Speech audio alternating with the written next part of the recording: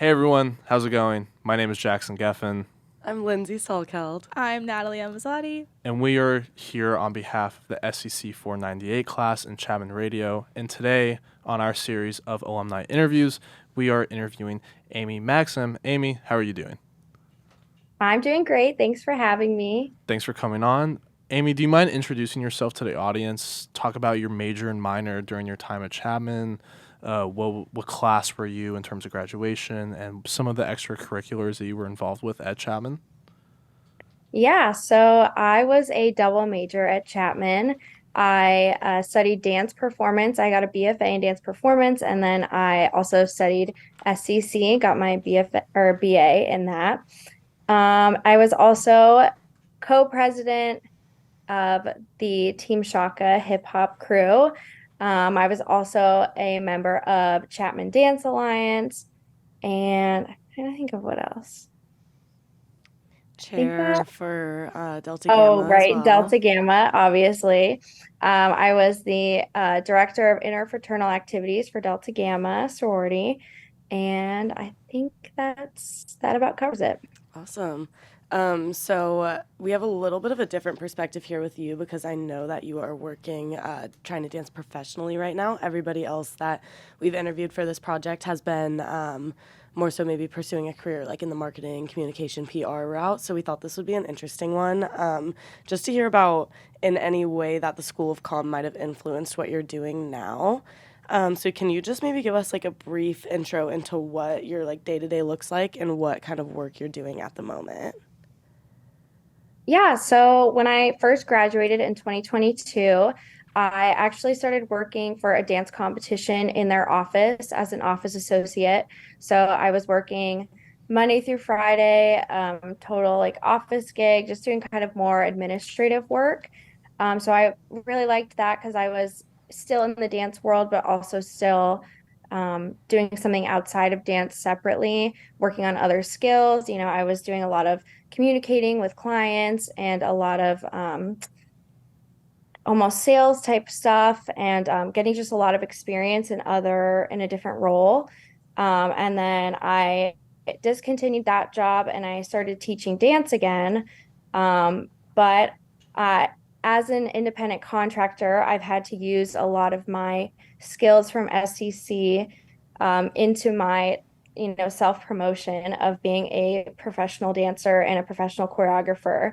So it's been really interesting learning how to network with people and following through with my communication skills and yeah, just really like making new connections. But yeah, so now I'm teaching dance at two different studios and I'm still pursuing a professional dance career. So I'm auditioning and, every day looks a little bit different. Yesterday, I just had an audition for Kanye West that left Awesome. for Dubai today. So I did not get that one, but I'm kind of okay with it because I was not really trying to go to Dubai. But anywho, so it kind of, differs on a day-to-day basis. Most of the time, my mornings are free, and then I'm working late at night and dancing late at night, trying to take class, again, network, and trying to make new opportunities for networking and different projects that will help me get new relationships. Awesome. That was super helpful. Thank you. Can you talk a little bit about what the Dance Network looks like as well, and also how you've been able to market yourself in terms of what you're trying to do now professionally? Yeah, so the dance world is simultaneously big and small. It's really easy to know, it's like that 6 degrees of separation. It's really easy to know someone through someone else and to get connected. But keeping up with those relationships is super important. And being available is really important and being able to always say yes. Recently, I came into contact with actually some guys from Chapman that were in the Dodge school that were film majors, and they started their own production company called One Eyed Kings, and they are producing music videos and things like that. And so they actually reached out to one of my roommates, Taylor, who one of their guys knew, and she wasn't available. So then they reached out to me, and I ended up becoming kind of a movement director and choreographer for them. And so I've done a couple of smaller music videos now with them, which is a Chapman connection that I didn't even, I never thought I would be working with people who graduated in the same class as me, just in different ways. So it's really cool, not just meeting dancers, but people in other aspects of the industry. It comes really in handy with, if someone's working on a director is working on a music video and they need a choreographer for the project, and they're like, oh, well, I just worked with Amy on this last project. We could bring her on, So it's really important to make connections with not just the people in your exact role, but connections with other, types of, other types of roles, I guess. And yeah, it's really important to market yourself, again, like social media is such a big thing for everyone now. I mean, it's like taken over our lives, but especially for dancers and independent contractors, it's like an entirely new way to market yourself. And so you really have to take advantage of social media and posting your dancing and posting your choreography and how they're able to reach you and things like that. Yeah. 100%. Kind of going back to your time within Chapman, specifically during your education within the School of Communication, can you recall any highlights or like more, I don't know what the word is, maybe more memorable classes and courses that you took that still kind of hold a lasting impact on you today? Yeah, for sure. Man, that's like a blast from the past. So let's see, mass media. I think it's mass media or mass communication with Brian Kaye. I took my sophomore year. And he brought in, I think the course has changed maybe since then, but when I took it, he would bring in a new guest every single week and they would talk about just literally their lives and how one thing led to the other and how it wasn't a straight path to the role that they're in now 20 or 30 years later. So I think about that a lot, how the steps I'm taking now may lead me totally in a different direction. And that's okay. That's supposed to happen. And I even remember talking about that with Dr. Weber, how it's not a straight path to success, it kind of zigzags. So that's definitely a lesson I've taken with me in my post grad life. And another class I really liked, which is like totally random, but I really liked mass media effects my senior year. I took it. It was kind of like a research-based class, but it just made me look at media and media consumption in a totally different way. I'm not sure how that will play into my life, but I just really enjoyed taking that class.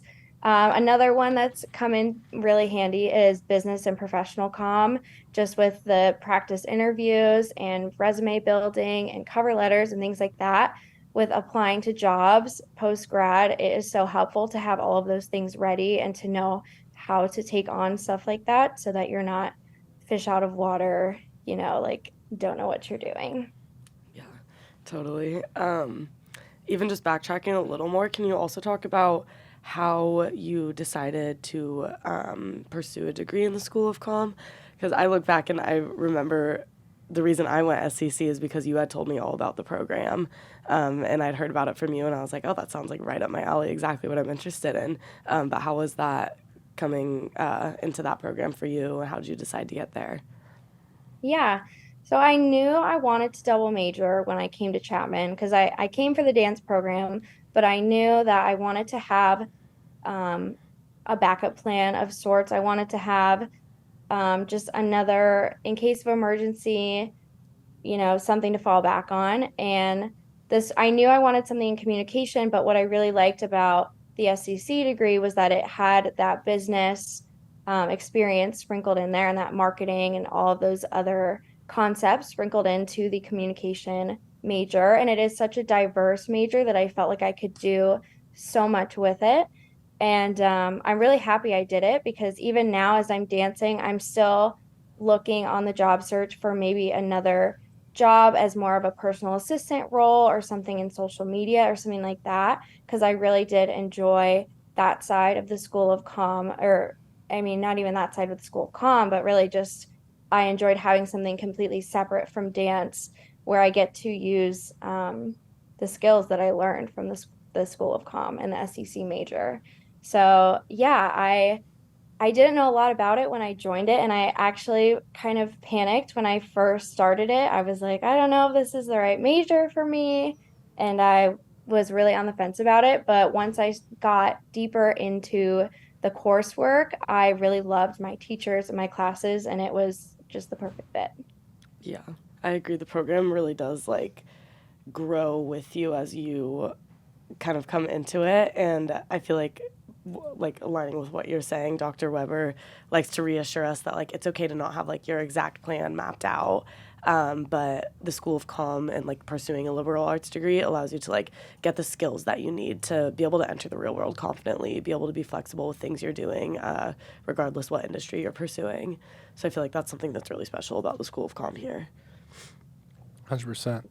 Uh, Amy, I kind of want you to reflect on your time towards graduation and transitioning from life as a student in college to life outside of college in the professional world. What were some of the challenges that you've had to face going through that maybe you could provide some advice or insight on as the students who are, getting ready to graduate from the School of Communication and also just Chapman University in general?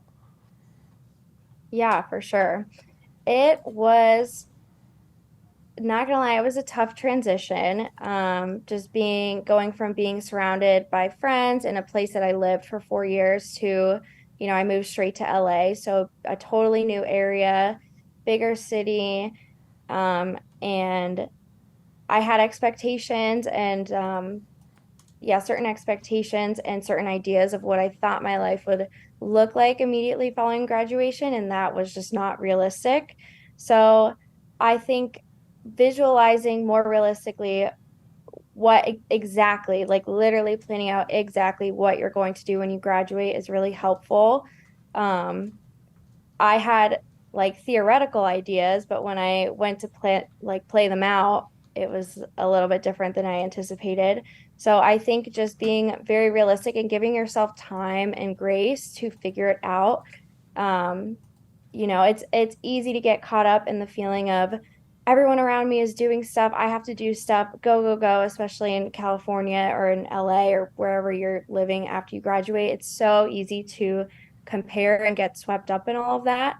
And so you just have to focus on yourself and your path and not compare because everyone in their 20s is at a different stage of life. Like some people are getting married, some people are living at home, some people are working 12 jobs. Some people don't have a job. It's like totally everyone's in a different spot. And that's what your 20s are for. So once you graduate, just don't give yourself too much pressure, too many expectations. Just focus on realistic goals and really try to set a schedule that you can follow and stick to it. That was another hard thing that I struggled with once I graduated was like I was forced to go to class. I was forced to go to rehearsal. I had to do these things and I knew I had to do them. So I went and then graduation happened and I was at home and I was like, well, I don't really have to do X, Y, or Z. So it was really easy to put things off. So once I created a routine for myself and stuck to it, that really helped me start achieving more of my goals and start moving in a better direction. Thank you for providing insight on that. Appreciate it. I guess one of my last questions Yeah. would be, do you have any specific advice you'd offer to an incoming or prospective student for specifically the School of Comm? I think there's a lot of different things you can get out of this program, maybe something that you wish you knew coming into it, or just a piece of advice for somebody looking into maybe joining the School of Comm. Yeah, I think I would remind them, like you don't have to, how do I want to put this? Don't judge it too hard based on the first couple of classes. Give it a go. I know there's a certain point where it's hard to change your major, but the School of Comm is so broad that you can do so much with it. Even if you don't love your classes in the beginning, once you get to, sophomore, junior year, you can really start to customize your schedule and customize your classes. And I think that was what made a huge difference for me, was picking my teachers and picking what kind of specializations I wanted to get out of my major. So yeah, don't judge it too hard the first year. Go in with an open mind, and don't forget to have fun. Study hard, but have fun as well. It's all a balance. College is, for me at least, was such a fun part of my life, and you're just surrounded by so many activities, so many events. There's so much happening all the time. So just soak it up and sleep when you can. And For real. yeah, that's my best advice. Yeah, I know. Perfect. Looking back from senior year, I'm like, wow, these 4 years have gone really quick. Yeah, they go so quick. And especially senior year, I'm like, I look back and I'm like, I don't know how I did that. I was going a mile a minute, Oh yeah. but it is so rewarding when you finish and just getting to have that. There's nothing, no other experience in life like college. It is so unique and so tailored to you. So just try new things and, again, tailor it to you, tailor it to what you want to do and what you want to get out of it. Awesome. That's good advice. Thanks for your contribution, Natalie. Sorry, I didn't want to interrupt. It was all flowing. Amy, seriously, thank you so much for your time. We really Yeah, appreciate it.